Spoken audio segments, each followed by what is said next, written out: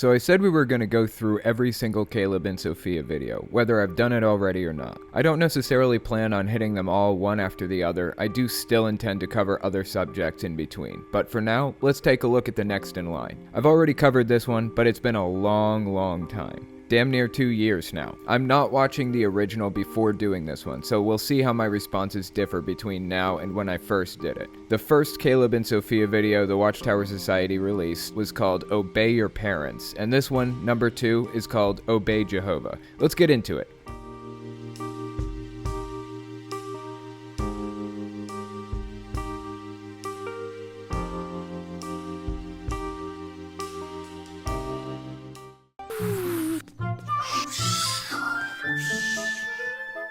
It's Sparlock! Caleb!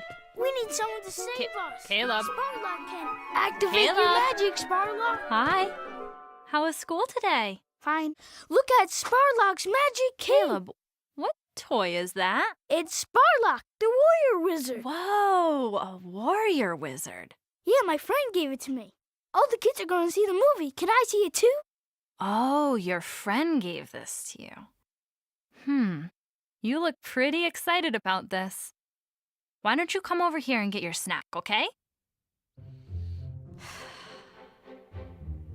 Okay, first things first. I remember some of the comments from when I did this video originally. I pointed out that warrior wizards couldn't possibly exist because they'd be too OP. Little did I know there's such a thing as double classing. I didn't know that because I'm not a gamer. I'm just afraid that if I got into some video games, I wouldn't be able to prevent myself from blowing all my time on it. Some people can control themselves with it. I am not one of those types of people, so I just don't get started on games in the first place. That being said, I still think warrior wizards are too OP. Now, as far as Caleb goes, I imagine most people watching this video who are never Jehovah's Witnesses are sitting here wondering why they're putting this warrior wizard on display. What's the big deal? Obviously, the mom isn't super happy about the fact that this kid has a warrior wizard, and you could tell by the reaction that the Watchtower Society gave the character when they made this little cartoon that they wanted to convey the dissatisfaction with the fact that the toy was given to him by a friend. It's almost like she's blaming the friend for it. Oh, your friend gave this to you. To me, that reaction is definitely indicative of veiled blame. Let's continue watching and see what happens. Is this toy magical? Mm-hmm. Caleb, who likes magic? Jehovah or Satan? Satan. Right. Magic is bad. That's why Jehovah hates it. Do you really want to play with something that Jehovah hates?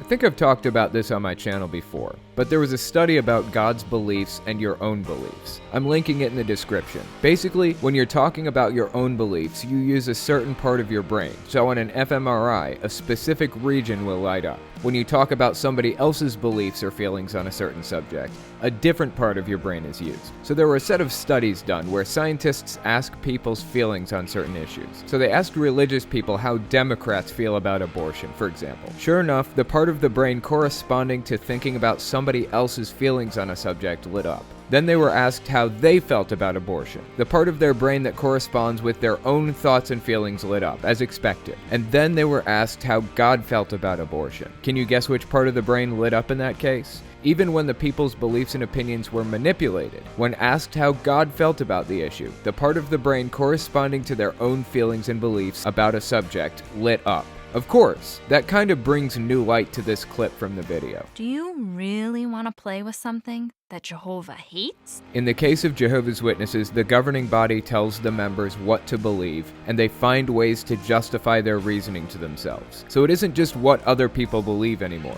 It's what that person specifically believes, based on what they've been told is right. Every now and then, the Watchtower Society oversteps, and they tell people something that conflicts with what they already believe. Like when the anti-gay Caleb and Sophia video first came out. Lots of people saw that video and said to themselves, yeah, God hates homosexuality. I've known known that for a long time, so this isn't a shock to me. But there was a small subset of the population that said, my cousin is gay, they aren't evil, and I would never send my kid to tell them that they are. Some small subset of the population disagrees with what the Watchtower Society claims about what God believes on certain subjects. And when that happens, it's a small crack in the wall that'll keep growing and growing. For most Christians, that kind of disagreement isn't a big thing. If it's a big enough disagreement, they can just go to another church. But with Jehovah's Witnesses, if they disagree with what the governing body says about God, they risk losing everybody they ever loved. This religion is an all-in or an all-out kind of thing. There's no half measure with Jehovah's Witnesses. Either your life is completely co-opted from the ground up, or you lose everybody you ever cared for. There's no middle ground here. Okay, let's continue.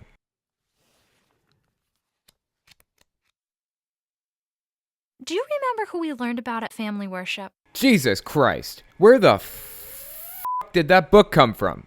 Who is this? Adam and Eve. Right.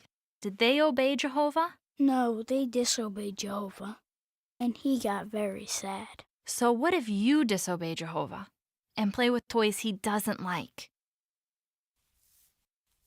I think this is a case to a lesser extent now, but it's still present. When I was growing up, the answer to the question, what if you disobey Jehovah, was, he will kill you with a fireball raining down from heaven. Just about every book in the 1990s and earlier had picture after picture of people dying a horrific, painful death, especially in the Bible storybook, the book written and produced for children specifically. There were a ton of pictures of people being killed in Armageddon, or pictures of Jesus nailed to a stake with blood dripping from the holes in his hands, or giants grabbing people by the throat and punching them, or any number of really violent pictures. Now, I don't believe that seeing those pictures will cause somebody to be violent. That's just garbage fear-mongering. It will, however, traumatize a kid. I know lots of people who are still haunted by those pictures they were shown when they were young. They were trying to deliver a message. That's the nature of propaganda. Each picture on its own might not be overly terrible, but after being shown graphic image after graphic image and being told, this is what's going to happen to you if you don't do this thing or that thing, it will get into you. It will eat you alive. I remember when I was 6, I told my mom, I'm not going to make it into the new system. I'm going to die in Armageddon. She said, why's that? And I said it was because I lied about some stupid thing.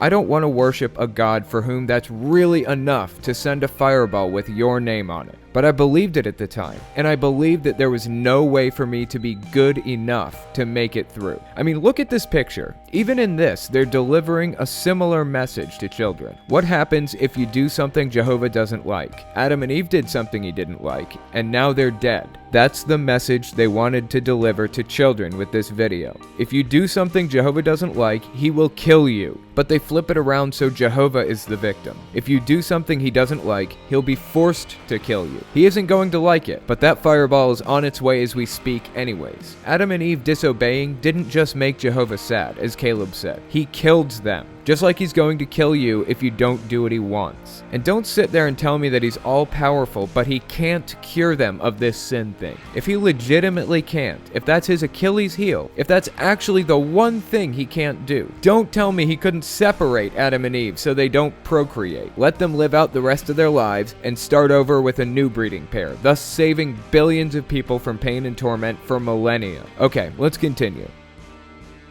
Do you think Jehovah will be happy or sad?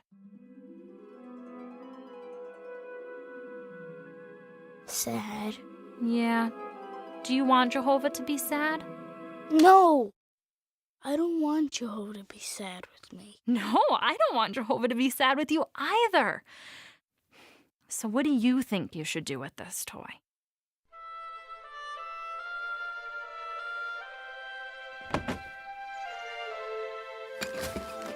Caleb, I am so proud of you.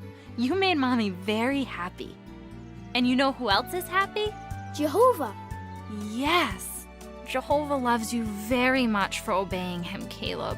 One more popular comment on the old version of the video pointed out that his friend gave him that toy, and his mom just goes and throws it away. She doesn't really care. It isolates him further from friends at school anyways. They're heavily alluding to Harry Potter in this. Watching or reading Harry Potter books was definitely forbidden. You know, this might not seem like that big of a deal. He gives up a toy. So what? There are a billion other toys. But this is just one more thing that makes them different from other people. They can't watch or read Harry Potter. They can't celebrate Christmas. They can't celebrate birthdays. I think I've mentioned this before, but when I was in 5th grade, all the kids were doing a Valentine's Day thing where they made these pouches and everybody made Valentines for each other. And I was the only one not allowed to give or receive Valentines. Had to sit there while everybody else passed them around the class. All these little differences add up, and when they become an adult, there's something fundamentally missing, something that the rest of society has that we don't have. It's like living on a cult compound for your entire life and finally emerging into the world. Of course, only adults get to live on the Watchtower Society's cult compound, called Bethel. No children allowed there. But they say that we should live in the world but not be a part of it. They take that to an extreme. They've mastered the art of making their members feel completely isolated from normal society in every way, so that it's that much more crippling when they're kicked out for breaking some ridiculous rule and they lose everybody they ever knew or loved. It would be one thing if they yanked everybody you knew and loved out of your life. It's that much worse when you literally don't know anybody else. They pull the rug out from under you, and they actually openly say